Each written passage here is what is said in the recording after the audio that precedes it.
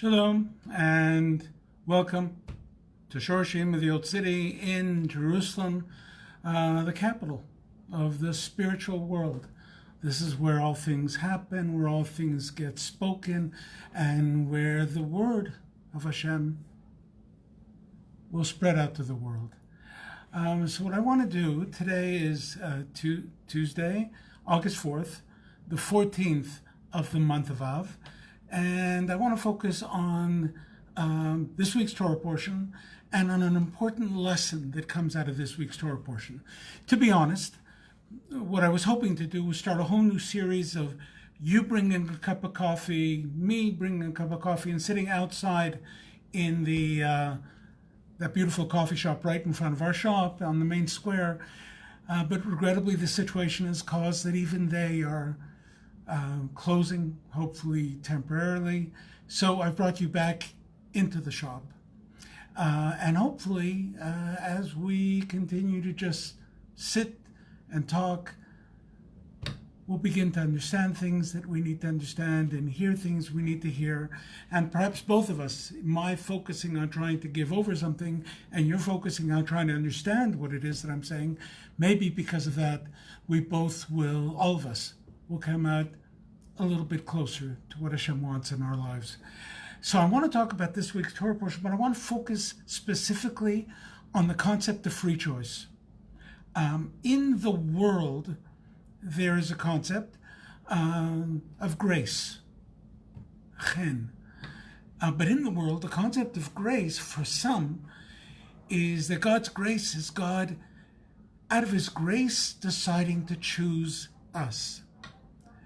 In Judaism, God's grace is not him choosing us, but him giving us the power to choose him. A dramatic and critical difference. God chose us by his creation, what he created us. But what he wants is for us to make a decision to choose him. So in this week's Torah portion, it begins with the following verse. Deuteronomy 8 verse 2. You should remember the entire way in which Hashem, your God, led you these 40 years in the desert in order to afflict you or to test you, to know what was in your heart, whether you keep his commandments or not. And the first question that needs to be asked is, seriously? God needs to test us? He doesn't know what's in our heart. He doesn't even know the choices we're going to make. Of course he does. The test is not for him. The test is for us. So hopefully in an article that I hopefully will be finished and sending off tomorrow or the next day, I want to focus on that word lenasotcha, to test. What does that teach us? But now I want to focus again, as I said, on free choice. What is it that Hashem wants us to test? What is it that we need to know? So regrettably, there are times where as human beings, we lose the faith that we are capable or worthy enough to walk in this path. So Hashem puts us through tests, creates sometimes miracles, to give us a strength to make choices, to move further on the path, to know the strength we have within us. And we need to understand, and more than anything else, that Hashem is guiding us and watching over us. As he writes in Deuteronomy 11, Eretz, this land is Eretz Hashem Elokecha doresh ota tamid einei Hashem Elokecha ba mirishit hashana ta'achrit hashana. Hashem says this is a land that he will look after. The eyes of Hashem are always upon it, from the beginning of the year to the end of the year. Deuteronomy 11:12. So what's this test all about? Really what this test is all about is free choice. Hashem is telling us, testing us to know, not to wait for things to happen to us, but to decide to make a choice, to see the miracle, to hear the voice. In fact, he says in Deuteronomy 10, and later on in this Torah portion, V'ata Yisrael ma Hashem Elokecha sho'el mimcha. What is God asking of us? What is he asking of us? but to fear Hashem your God, to walk in all his ways, to love him and serve Hashem your God with all your heart, soul, and all your might. Deuteronomy 10:12. What is Hashem asking of us? It should have said, not shoel, but rather tzivah, commands us, warns us, declares to us. But no, he says, what is Hashem asking of us? That's a powerful concept. God is asking us to make a choice. He's giving us the power to make a choice. He goes on to say, Lishmot mitzvah, to keep the commandments of Hashem, his statutes, which I command you this day for your good. But it's all about choice. And in fact, in our sages say, everything is in the hands of God. Everything is in the hands of God except the fear of heaven. Meaning, our choices, usually in our lives, are assessed by three different things. Moral compass, values, our history, or our understanding of destiny and our purpose. But most of all, an understanding that there is a God, there is a destiny, there's a purpose. In the world today, choice has become a weapon against making a choice towards God. It's about me, what I want, how I feel, what my gender is, what my vision is, what your gender should be, what your vision should be. People are taking choices away from people if it doesn't fit their choice. But that's because they're not taking all three parameters into place. A, moral compass and values, and it's true, that can be changed from one person to another. But really having a real sense of history, what have we seen in the world until now? And what is the destiny? What's the future of this world? Not the here and the now. Where is this all going? And most of all, knowing based on our understanding or looking at history and what we've all experienced in our lives, that there is a creator, there is a purpose. In that way, choice suddenly becomes directed towards God's ultimate purpose. So there's been an age-old question. Is there free choice, or is it all predetermined? To be honest, without meaning to offend, we're always honest here, and there are people that would disagree with me. The concept that our lives are predetermined is the antithesis of everything that Judaism believes. God doesn't predetermine who will achieve godliness and who doesn't. God doesn't create a world where people are fated to fail and are fated to miss God and be punished for it. And those that will see God, hear God, be blessed by God. That's not the God that we know. The God we know is a God who puts us on this earth so that we have the ability and the power to make a choice. The classic example or question that's raised is Pharaoh. God hardened Pharaoh's heart, and yet God punished him. How could God punish Pharaoh if God hardened his heart so that he would not let the people of Israel go?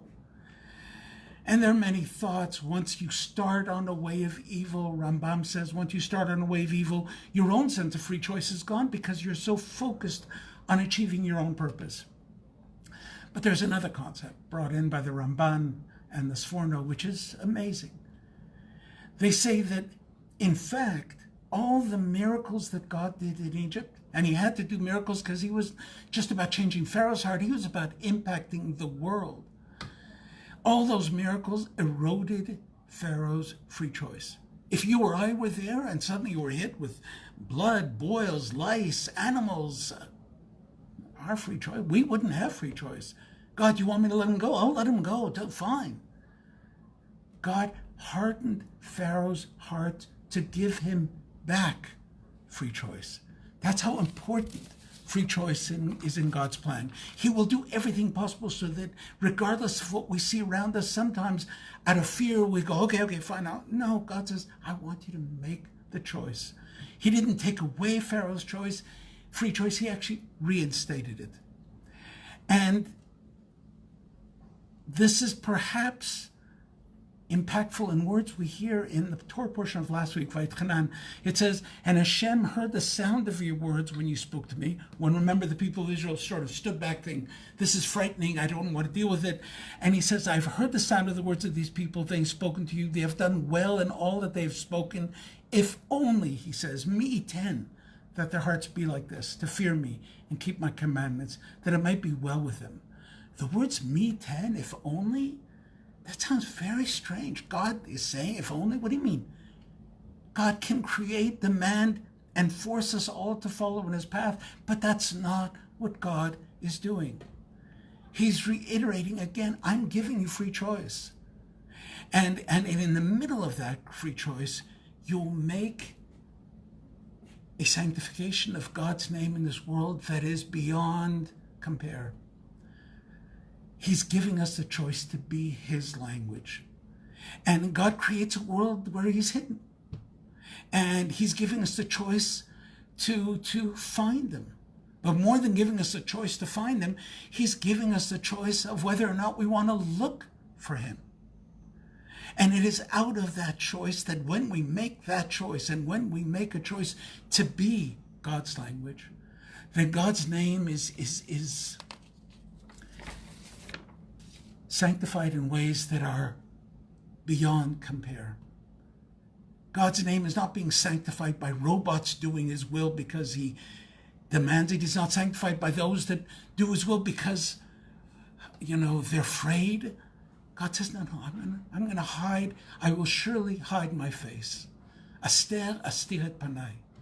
And because of that, when you make a choice, the world changes. That's why what he says in Zechariah 1:3, Shuva elai v'ashuva elecha.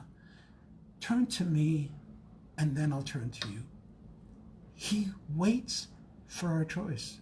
He knows the world he's created. He knows how difficult it is. He knows how hidden it is. He understands us even when we fail, because he created a world where failing is just a hairbreadth far away from achieving success, spiritual success. And in this way, God willing, when we know that we have been given free choice, it is true that God knows all the choices we're going to make. It's true that he knows from the beginning of time to the end of time, but he created beings that in the hiddenness where he hides his face a little bit so that we are the ones that have to make a choice. He created creations that speak, think, and have free choice. Those creations are the ones that will give great glory to Hashem and to his plan in this world. And may we all struggle to find the power to make the choice for God. And even, by the way, if we fail to do so, stand up again and make that choice again. Shuva elai v'ashuva elecha. If you turn to me, Hashem says, I'll turn back to you. So thank you for listening. Keep making your choices. Perhaps that's the reason we've all entered into some measure of quarantine, or looking again and finding powers and strengths we didn't know we have. Look for those strengths. Look for them and use them. Look around you and see the people that God has put in your life, your wife, your children, your parents, and use the lessons that they will bring you, because they too will give you the power to make decisions. And thank you for listening. And join us on our website at www.shorashimshop.com. You can join us on our YouTube channel. Look up YouTube Shorashim Insights, and hopefully you'll find it. God willing, we're trying to create some new options for online learning or YouTube learning. Thank you all. Thank you for listening. And as I said, the restaurant is closed. The coffee is here in this shop. So those of you that come, you're welcome. Either bring a cup of coffee in here, or we'll try to make you one. But we await you here in Jerusalem. We hope to be here, opening our shop every single day, opening it to people who walk the streets here, and opening it to you through this gift God gave us in this world of being able to reach out to you into your own homes. Thank you all again, and litrot. We will see you again. We will befriend each other again, and in Jerusalem, in the Old City. Thank you very much.